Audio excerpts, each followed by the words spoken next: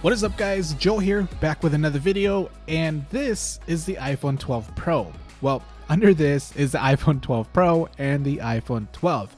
Just want to start the video by showing the differences in thinness of the packaging now with the new iPhone 12 series, because now you don't get included a few things which we'll take a look at right now when we unbox the new iPhone 12 Pro.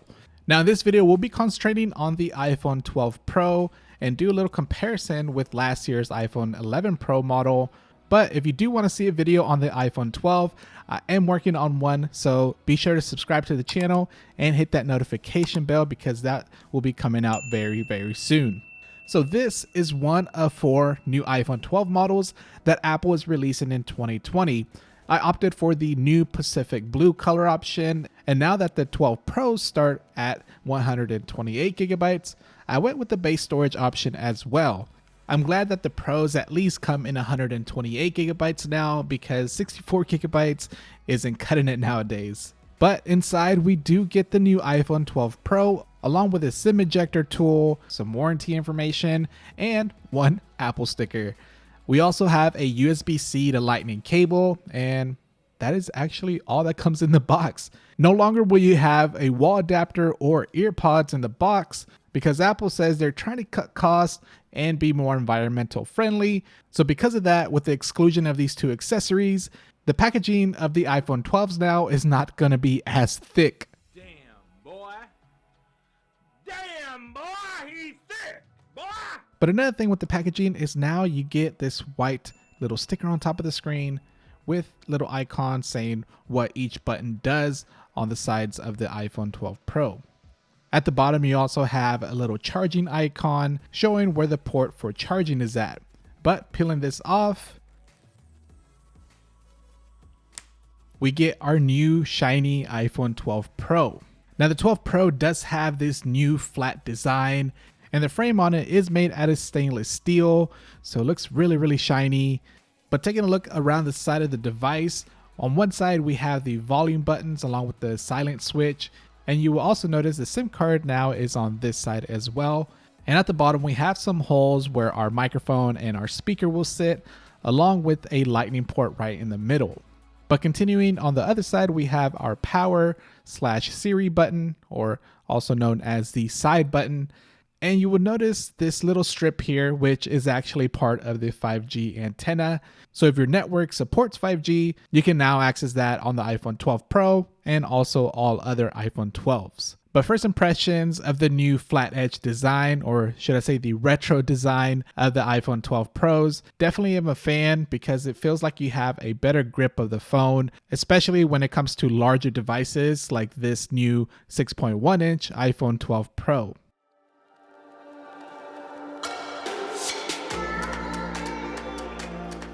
Now the display on this new iPhone 12 Pro is going to be identical to last year's iPhone 11 Pro series with its Super Retina XDR display.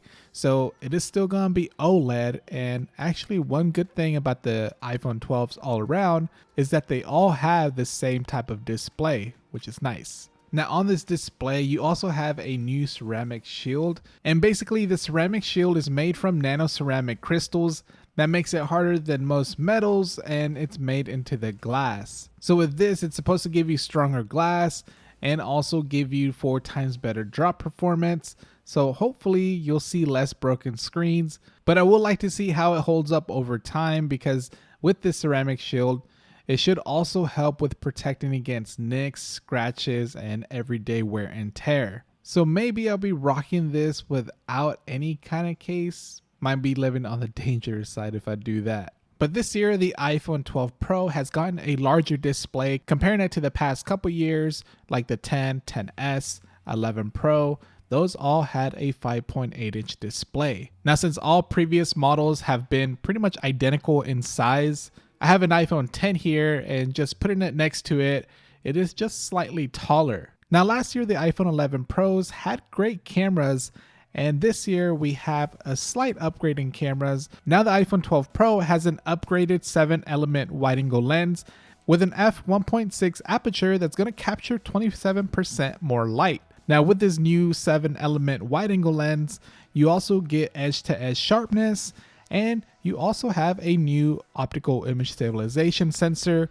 Now with this triple camera setup, you also now have a LiDAR scanner, which was seen on the iPad Pro this year. Now this LiDAR scanner is great for augmented reality, but it also helps with the camera on the iPhone 12 Pro. It simply measures how long it takes for light to reflect back from an object, and this is going to help with low light shots when it comes to the wide angle and now ultra wide angle camera when doing night mode. It also helps with autofocusing, so even in low light it'll autofocus quicker. With this LiDAR scanner you can also do night mode portraits, so you can still have that blurry background when you take a photo even in low light. Now I did some comparisons with the iPhone 11 Pro Max camera, which is going to be the same as the iPhone 11 Pro, but here are some sample shots and let me know what you think in the comment section below.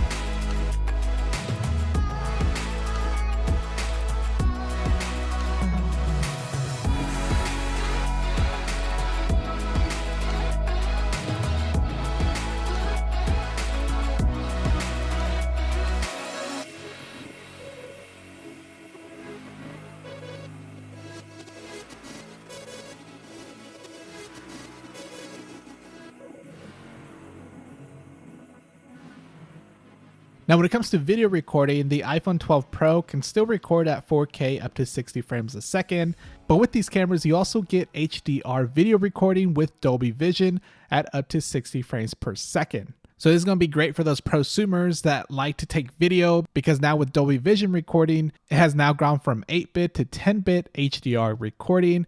So this will give you a lot of room to play with when it comes to editing, because you can even edit these Dolby Vision videos.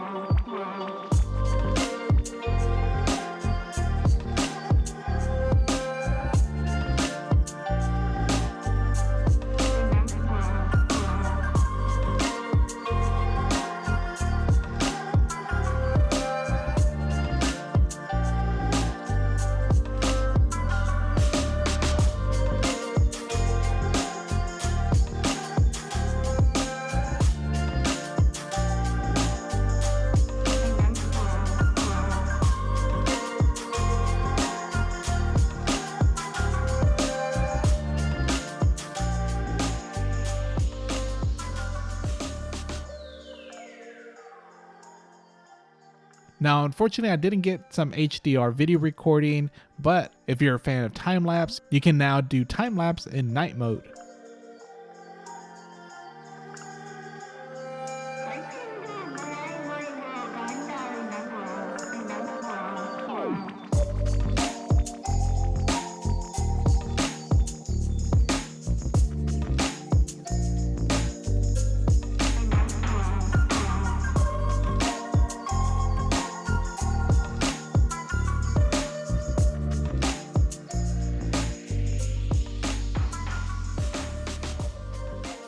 Now on the front, we still have that true depth 12 megapixel camera that can still record 4K video at up to 60 frames per second.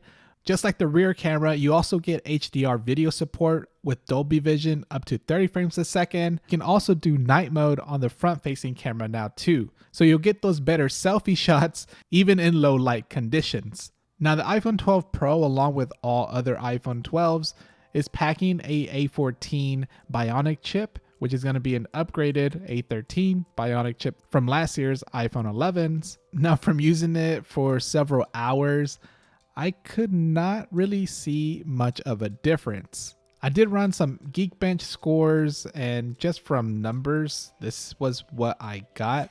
Not a huge jump if these numbers matter to you, but just from using it and doing just my normal tasks from emails, web browsing, texting, and just overall using the device, I couldn't see that it's much faster, but maybe I'm just not putting it through some intense stuff. I did compare it to the iPhone 11 Pro Max as far as opening apps and even playing games, and I could not really tell the difference. The A13 Bionic chip was already a beastly processor in the iPhone 11s, and on this A14 chip in the iPhone 12s, Apple really didn't go into detail of how much faster this is.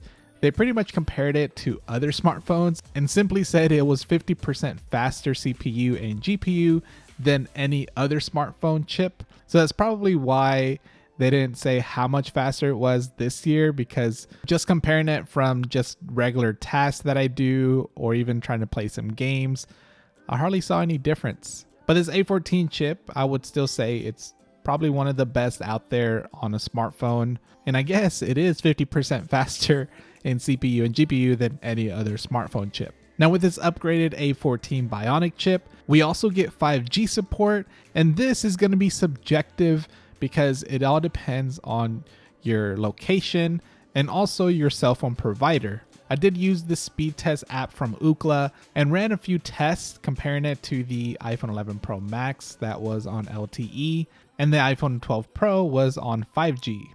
Now during the several tests that I did go into settings and go to voice and data settings and had 5G on, which uses 5G whenever it is available, compared to 5G Auto, which only uses 5G when it won't significantly reduce battery life. It'll basically switch between 5G and LTE on its own. But I did turn it to 5G on, and on data mode, I had allowed more data on 5G. Now in this setting, it does say that it provides higher quality video and FaceTime when connected to 5G cellular networks. So I don't know if it would make a difference on the speed test at all, but I still checked it anyways. Now during my speed test, comparing it from 5G to LTE on the iPhone 11 Pro Max, I felt like I was getting around the same speeds. Now, as I said, this is going to be subjective depending on your location and also your carrier. I'm using T-Mobile, and whenever I check the coverage map, it does say I have 5G, but I'm in an area where it doesn't say excellent, it says fair 5G signal. So I'm assuming it's using more of a low band rather than mid band or high band where I can get faster data speeds. But I did average between 100 to 200 megabits per second download, and upload was between 40 to maybe 70 or 80 upload speeds. And comparing that to LTE, it seems about the same as LTE. Sometimes I would get a little faster speeds, but it would average out to close to the same.